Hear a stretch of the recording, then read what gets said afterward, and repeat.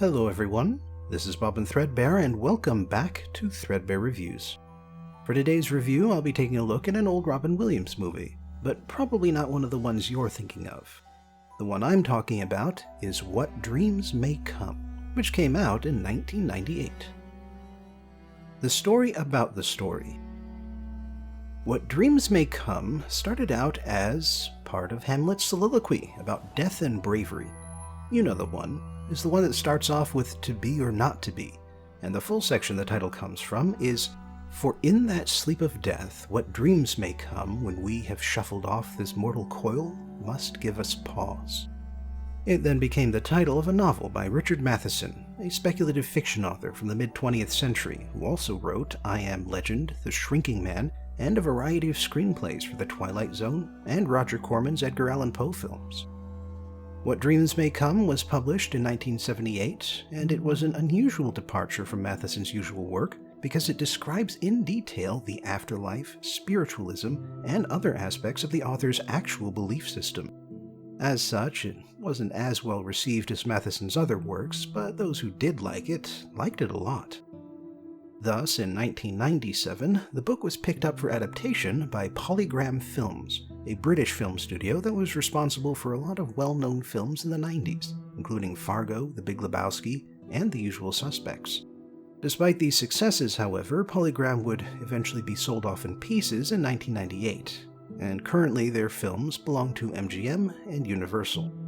Still, they had enough money to give What Dreams May Come a budget of around $90 million, and with that money they hired big-name actors like Robin Williams and Cuba Gooding Jr., and they pumped a lot of money into visual effects. Of particular note is the painted world that the film spends a lot of time on, and which was portrayed by using a then-new system called optical flow. Normally it's a way for a computer to resolve the images coming from 2 or more cameras, but for the film, the effects artists used optical flow to blur and smudge camera footage to make it look more like an impressionist painting. Sadly, though, the reception to the film was underwhelming. It made back $75 million at the box office, less than the film's budget, and critical reception was mixed at best. The visual effects were universally praised, and they even won the film an Oscar, but critics were much less enthusiastic about the story, calling it insubstantial, unoriginal, and preachy. As for myself, well, let's get into it. The review. Chris and Annie meet each other during a holiday in Switzerland. They immediately hit it off and eventually they get married. However, their idyllic life ends when their 2 children die in a car crash, and 4 years after that, Chris dies in another car accident. He initially lingers around his body and his wife Annie, but he eventually realizes he's dead thanks to a voice that identifies himself as Albert, Chris's mentor from his days as a resident physician. Chris is initially reluctant to leave his wife, even after he knows he's dead, but once he sees how much his presence makes her suffer, he leaves her to go to the afterlife. Once in the afterlife, Albert appears in person, and he and a woman named Leona teach Chris how things work. Basically, heaven isn't a reward provided by any sort of god or higher power, it's an ideal fantasy created by the soul itself. Souls can then stay in their own private paradise or meet with other souls, and they can occupy themselves with leisure, work, or anything else they enjoy. However, when Annie commits suicide after losing everyone she ever loved, Albert mentions that there's also a bad place, a place where souls are forever tormented. But again, this isn't a punishment handed down from above, this is the soul punishing itself, because that's what the person thinks they deserve. Suicides like Annie suffer in the afterlife, not because they did anything wrong, but because they cannot release themselves from their own pain. So Chris goes into hell to try and rescue Annie despite Albert's warnings, and while it's a close thing, he succeeds in getting her out.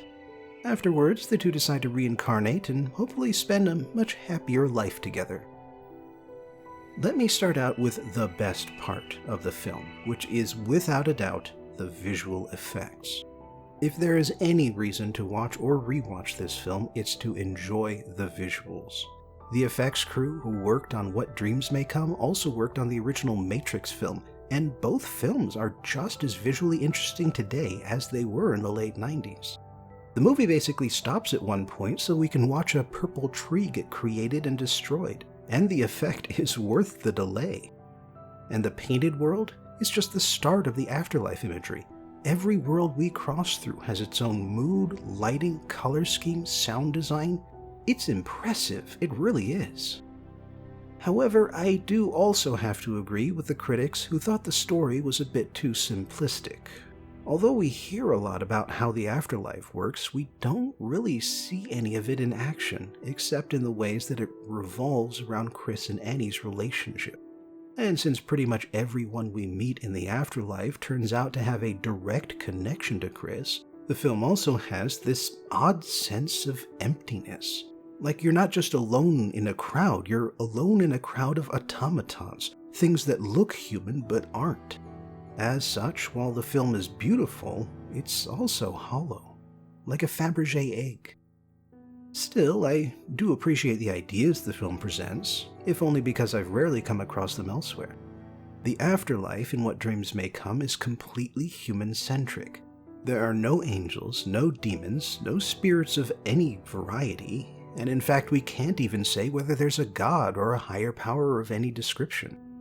Everything in the afterlife is created by and for humans, and all the punishments and rewards you experience come from inside you, and not from any outside arbitration. On top of that, you can modify your appearance however you want. Age, gender, race, all of the identities that you had to live with on Earth can become whatever you want them to be once you're dead. But again, on the other hand, I'm not too fond with the way the story resolves. Annie suffers from depression, and it's no wonder considering everything that happens to her. But Chris's solution to her problem is to share in her suffering. Now, I don't claim to be a psychologist of any sort, but I'm pretty sure that's not the most effective solution. Anyways, the actors do a good job despite the story they were given, and the visuals are, as I've said, reason enough to watch this film, and so that is why I recommend giving it a look. The analysis. So you might think that What Dreams May Come is about life after death, about rewards, punishments, and about the value of living a good life. It is not. The Good Place is about all of those things, but this movie is really just a love story. I said before that the film feels hollow, and the simplicity of the theme is a big part of that. The love story between Chris and Annie, and to a lesser extent the love between Chris and his children, take up the vast majority of the plot. The afterlife elements are nothing but set dressing by comparison, an underline that emphasizes the true theme, which is the old classic, love conquers all. Chris and Annie meet by accident, but they fall in love and get married because love conquers all. The couple lose their children and Annie becomes suicidal, but they survive their grief and rebuild their lives because love conquers all. Even after Chris moves on to the afterlife, Annie can still reach him because love conquers all. And when Annie dies and goes to a hell of her own making, Chris gets through to her and brings her to paradise because love conquers all. I'm given to understand that the original book is more about describing the afterlife, and that it features more characters and more exploration, although it does still end with Chris's Orphean journey to the underworld to rescue his soulmate. So if you're looking for deeper themes about the meaning of life and death, and let's be honest here, a New Age version of heaven and hell, you should track down the book and give it a read. But if all you need is a pretty love story, the movie will do. Thanks for joining me again for today's Threadbare review, and I hope I'll see you next time. Until then, please remember to like, share, and subscribe, and if you have a little extra money to spare, you can support me on Patreon. Link in the description.